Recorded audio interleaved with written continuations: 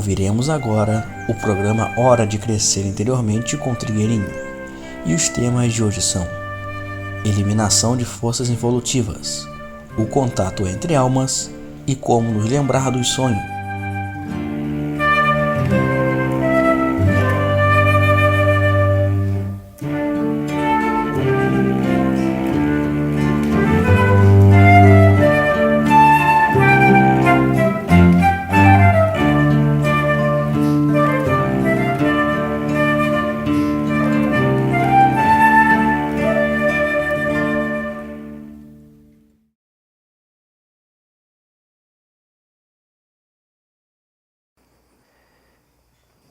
Bem, aqui tem uma experiência muito interessante e que vai nos dar uma certa instrução a respeito das forças involutivas que nós vamos trabalhando e eventualmente eliminando. Ele não estava num sono profundo, mas estava inconsciente do plano físico. E estando inconsciente do plano físico, ele teve a sensação que havia alguém no quarto. E como isto estava muito presente, ele pediu a proteção das hierarquias e aí deixou de acontecer isto.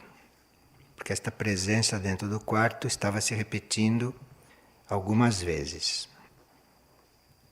As forças involutivas que nós vamos expelindo, sem que elas sejam transmutadas, sem que elas sejam transformadas, porque nós podemos transformar as forças involutivas, ou podemos expelir, jogá-las fora. São dois processos. Neste caso, estas forças não foram transformadas, mas foram expulsas, pela vontade, pela decisão dele de evoluir. Então esta decisão foi muito forte e certas forças se desalojaram e saíram. Mas estas forças, quando são expulsas, elas tendem a voltar para o lugar de origem, porque elas habitaram aquele lugar por muito tempo e não estão encontrando outras formas de irem para outros lugares. Então, certas forças involutivas, certas forças negativas que nós vamos expulsando e a nossa decisão continua firme, essas forças expulsas vão se reunindo, essas forças vão se juntando e, no caso desta pessoa, formaram uma figura, formaram uma pequena entidade. Essas forças todas reunidas formaram esta espécie de coisa artificial e é isto que vem então procurar se aproximar, porque não está encontrando lugar para se encaminhar, porque elas foram expulsas, não foram transformadas. Então, quando ele pediu a proteção das hierarquias, isto tudo desapareceu. Esses aglomerados de forças, eles não têm uma inteligência própria, não são um ser. São forças que não têm um núcleo vivo. E com o tempo elas se dissolvem, se elas não são alimentadas. Então, mesmo que uma coisa dessa apareça, mesmo que uma coisa desta se aproxime, nós não deveríamos alimentar isto, nem nos impressionar, nem estar fazendo ponte com isto. Porque se elas não forem alimentadas, elas se dissolvem por si. Mas ele pediu proteção, foi atendido e alguma energia disponível se encarregou de dissolver estas forças lá onde estavam.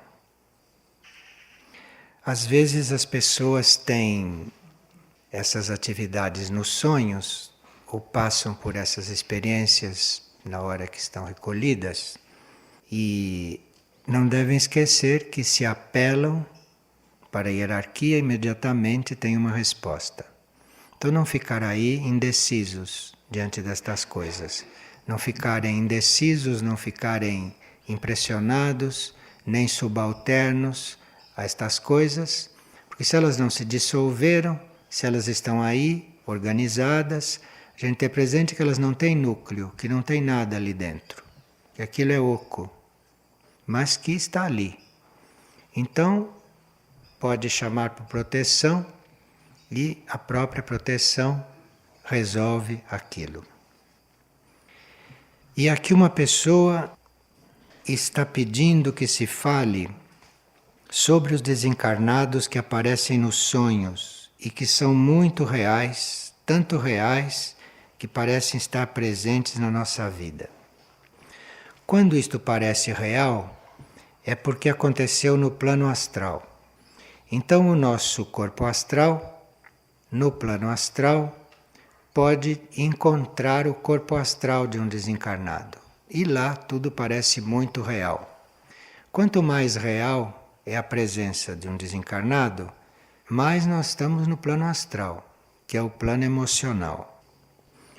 Os contatos mais internos, portanto mais reais do que esses, que parecem figuras reais, não são nesse plano. Não são contatos com o corpo astral de uma pessoa, são contatos telepáticos, que também pode acontecer com os desencarnados.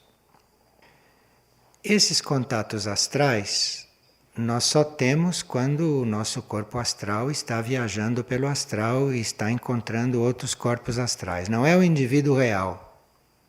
Se fosse real, não estava parecendo real. Porque o que é real não parece nada. Se parece muito real, é porque é uma fantasia tão grande quanto o corpo físico aqui. Então, o contato um pouco mais consistente é o contato telepático. Isto se dá no mental. E esse contato telepático é, no fundo, uma transmissão do nosso estado para o desencarnado. E vice-versa, o estado do desencarnado para nós. Então, o contato mental é mais sério, porque é uma transmissão de estados mentais. E esses contatos telepáticos podem acontecer a qualquer momento.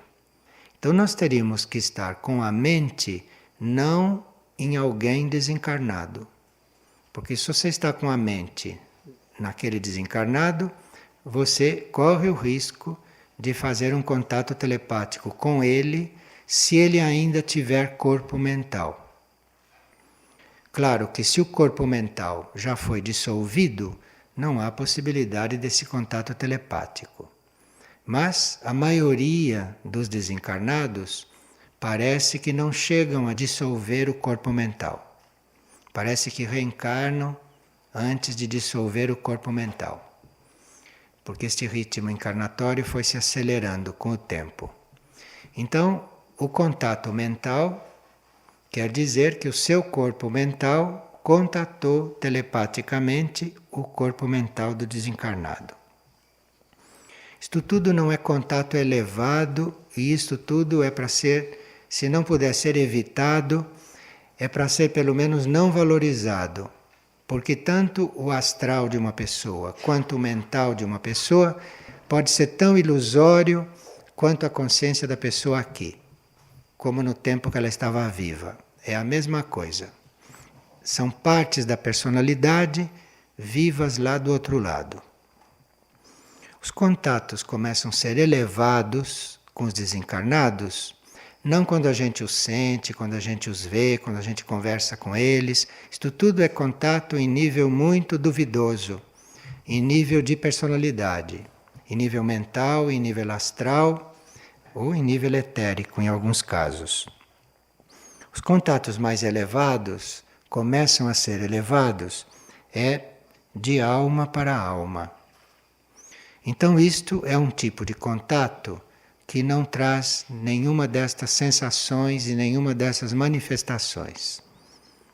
O contato entre as almas é um contato evolutivo e que se sente, se percebe por um determinado tipo de energia que se encontra num determinado plano.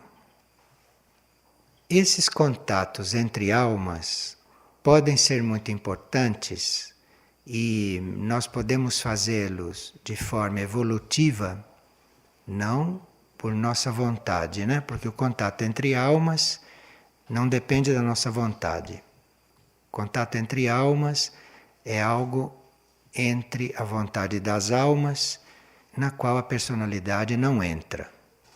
Mas esse contato entre almas pode ser importante porque há almas que treinam esses contatos com outras almas, portanto, ajudam outras almas, colaboram com outras almas ou unem as forças de mais de uma alma para uma determinada tarefa. E há almas que evoluem neste contato. Estas almas podem ser desencarnadas ou encarnadas. Não, isto aqui não tem nada a ver com a personalidade, com a pessoa humana. Então, estas almas podem ficar treinadas bastante à vontade nesses contatos e à medida que vão servindo as outras almas, à medida que vão sendo úteis para as outras almas, vão criando em si própria um núcleo interno, vão criando em si próprias um ambiente, um local na própria consciência anímica, aonde as outras almas podem ter um ponto de referência.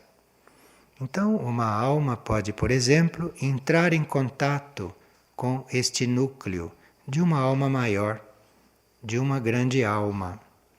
E nesse núcleo interno desta alma, estas outras podem receber instruções, podem ser tratadas, podem ser instruídas. E isto não deixa de ser um preparo para estas almas. Porque as almas não podem entrar de repente, lucidamente, em um grupo de almas, e nem numa escola interna. Mas uma alma já avançada no serviço pode acolhê-las no seu núcleo, que em alguns escritos se chama de templo interno da alma. E aí, neste local da consciência anímica, estas outras almas são recebidas, são tratadas, são acompanhadas, são instruídas, e com isto, esta alma que recebe as outras desta forma vai se preparando para trabalhos maiores. E isto pode acontecer nós estando encarnados ou estando desencarnados.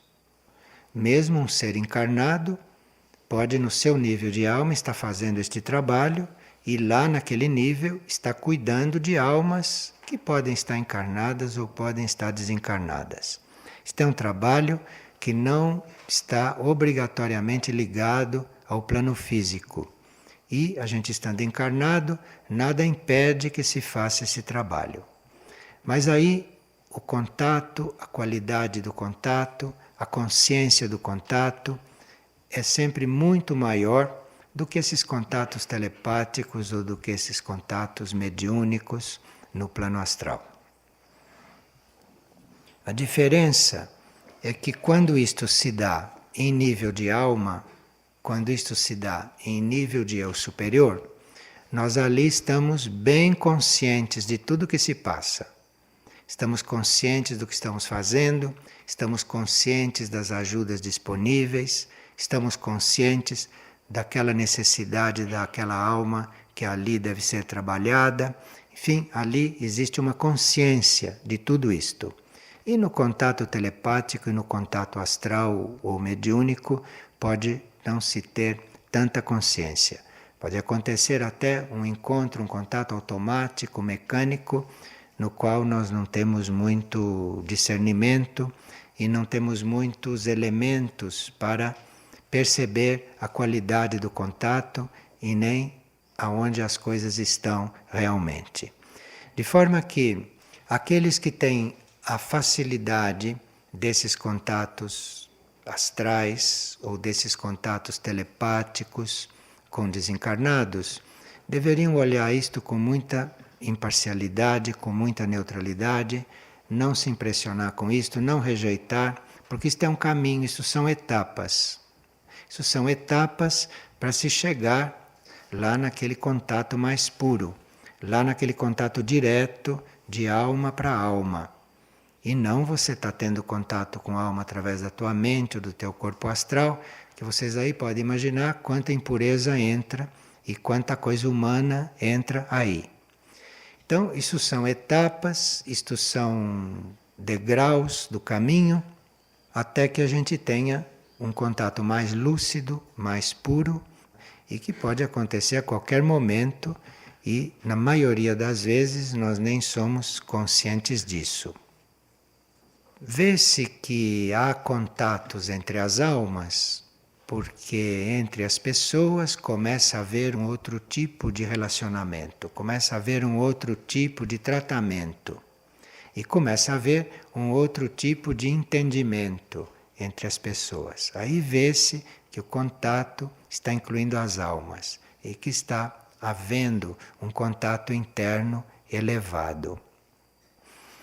Esses contatos ajudam muito a vida aqui, porque algumas dificuldades, alguns problemas, alguns desentendimentos, alguma impossibilidade de um verdadeiro entendimento, por causa da diferença de raios, por causa da imaturidade dos corpos, da falta de alinhamento, de passado kármico entre as pessoas, enfim, há uma série de circunstâncias que às vezes não facilitam o relacionamento aqui. O relacionamento correto, o relacionamento puro, o relacionamento positivo. Há várias coisas que podem não facilitar isto.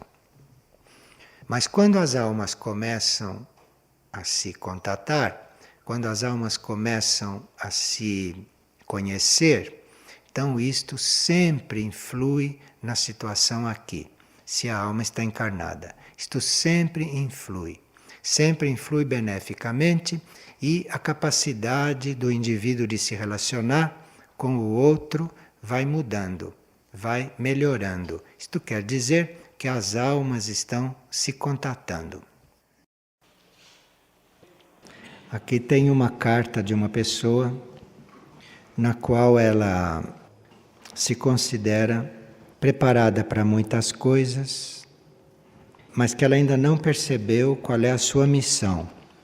E que ela gostaria de estar compartilhando com as pessoas tudo isto que ela está sentindo, passando, tudo isto que ela sabe.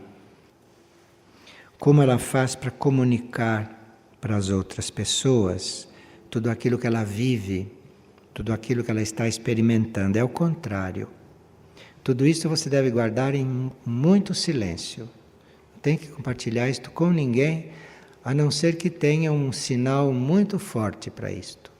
E que vai fazer muito bem, que seja uma ajuda para uma outra pessoa compartilhar da tua experiência. Mas nós não temos experiências e nem passamos por processos internos para contar para os outros como é. Não é para isso que a gente passa. Os nossos processos internos são para nós. Cada um tem o seu processo interno. Então, esta ansiedade por compartilhar com os outros tudo o que está passando, tudo o que está sentindo, é o contrário do que deve ser feito. Porque cada um tem o seu processo interno, isto não é para ser compartilhado em princípio, porque cada processo interno, cada experiência interna, cada trabalho interno corresponde ao indivíduo, não corresponde ao outro. O outro é outra nota, o outro é outro grau, o outro é outro ponto, o outro é outro processo.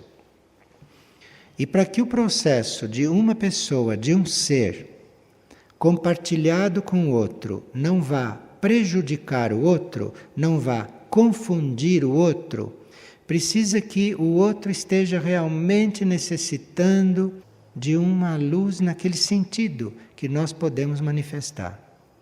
Mas só para participar para o outro, só para compartilhar, isto só pode atrapalhar todo mundo, porque cada um tem o seu processo e que começará quando o seu ser mais profundo quiser.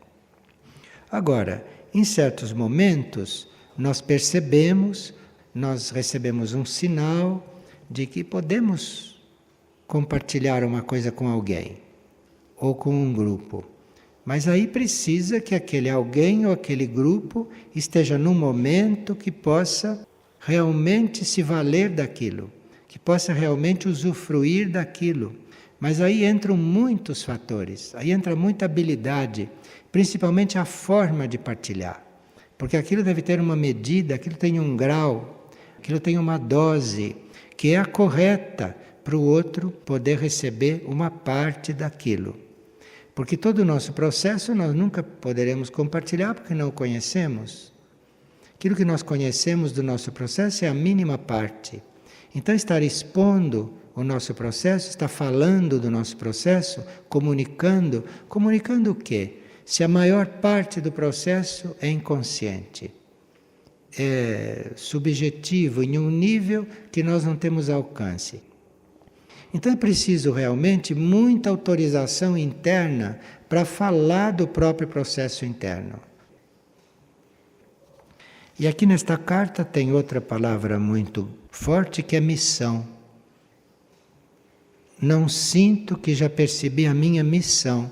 Missão é uma palavra muito forte. Missão é uma coisa muito profunda. De uma missão está encarregado um ser já unido, um ser já resolvido. De uma missão está encarregado um ser que não pode mais trair a lei. Então nós temos tarefas, nós temos serviços, nós temos coisas a desincumbir, não missão. Missão é algo para um nível quase extraterrestre. Nós dizemos, os irmãos vêm aqui em missão, as naves vêm aqui em missão. Mas nós vamos ali numa tarefa, nós vamos ali a serviço, nós vamos ali para cumprir um karma, nós vamos ali para ajudar, não missão. Missão é algo que subentende toda uma conjuntura dentro de certas leis superiores para que se possa realmente ajudar na linha evolutiva daquilo aonde se vai desempenhar a missão. Então, uma ajuda, uma tarefa, um serviço, um trabalho, essas coisas que nós fazemos, isto é trabalho, é tarefa, porque aqui estão envolvidas várias leis, estão envolvidos vários planos.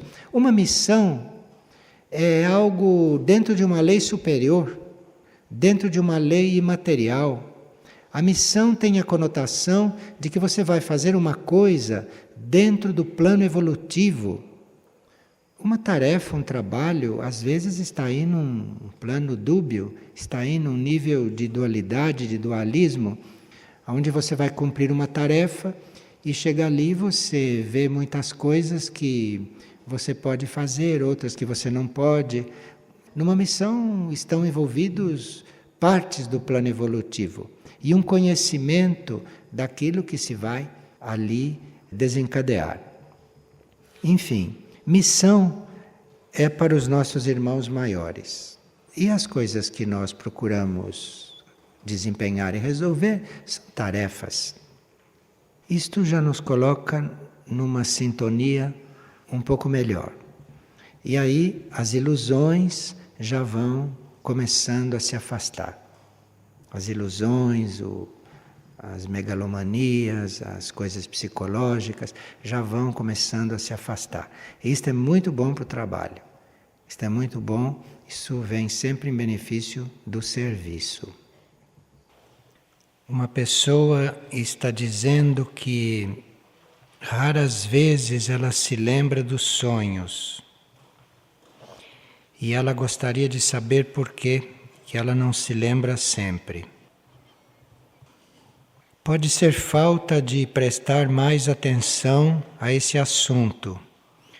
Se nós procuramos nos lembrar dos sonhos, se procuramos ofertar as horas de sono para resolver certas coisas, em vez de estarmos tentando resolver aqui, porque dormindo muitas coisas são resolvidas, nos outros planos muitas coisas são resolvidas. Mas é preciso prestar mais atenção nisso, se dedicar mais a isso. Agora, há certo tipo de sonhos que são meras atividades dos corpos sutis e que não têm muito valor para estudo ou não têm muito valor simbólico. Então, nós estarmos seguindo esses corpos sutis pelas suas aventuras, pelas suas caminhadas, pode ser até um desgaste e seria melhor realmente o cérebro adormecer e não se lembrar de nada. Porque às vezes os corpos saem, não é? E vão devagar. Aí é inútil estar se lembrando disso. Mas se prestar atenção a este assunto, ele pode se tornar um meio de instrução para nós.